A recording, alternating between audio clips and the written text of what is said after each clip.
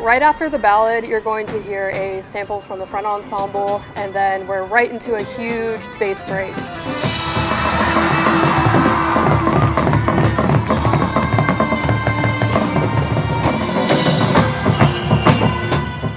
So this moment's really cool for us. We're into a bunch of modern bass drum rudiments. We have lasers in there, hand-to-hands, a couple single splits. So it's really nice to have a good variation of vocabulary in the solo, and it's really awesome just to have a little focus of evil bass on the field.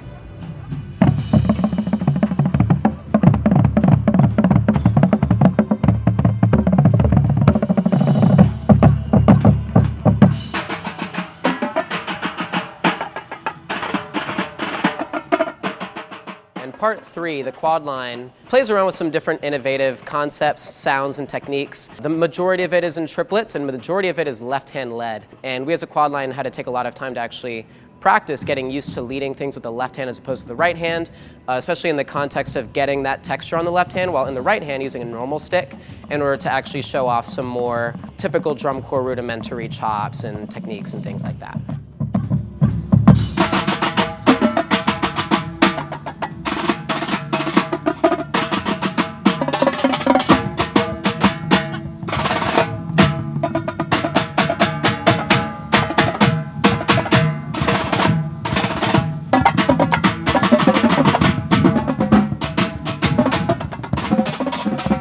One of the things that makes this section particularly difficult, other than all the left-hand leads that we have, is also the body that we have during the feature.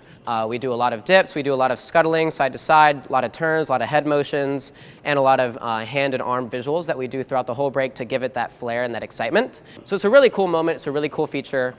We all love it. It's a part that the battery really, really enjoys getting to rep.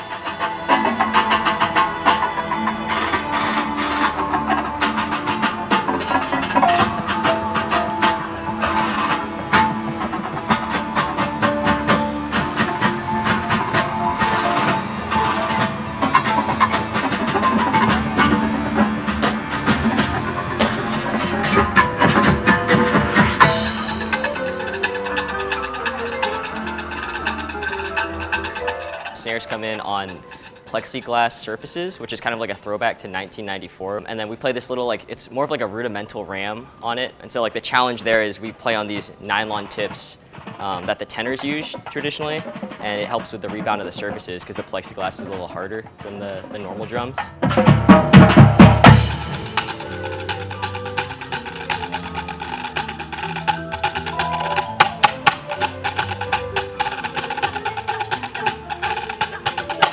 We're playing on the plexiglass surfaces, we don't get a lot of resonance from like the surface we're playing on, and so it's a lot harder to clean that part of the show, because usually you'd be able to clean it by just like kind of like figuring out those like micro resonances on the normal surface, but it's a little less forgiving because we're playing on like such a hard and spotty surface.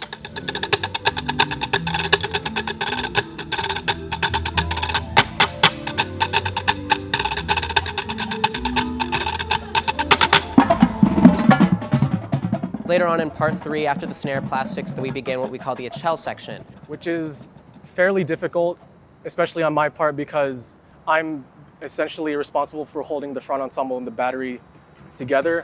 And the battery is extremely far towards side 1. I try my best to lock into Michael, and then everyone else just listen to us. And then if all of those things follow through, then everything will line up front to back rhythmically.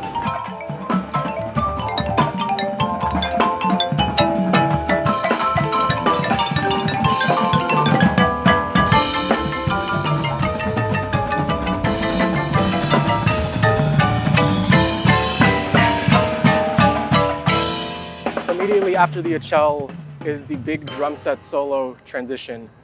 Whereas the echelle was difficult from a listening and alignment standpoint, this is just some of the most difficult, most rhythmically screwed up things I've ever played.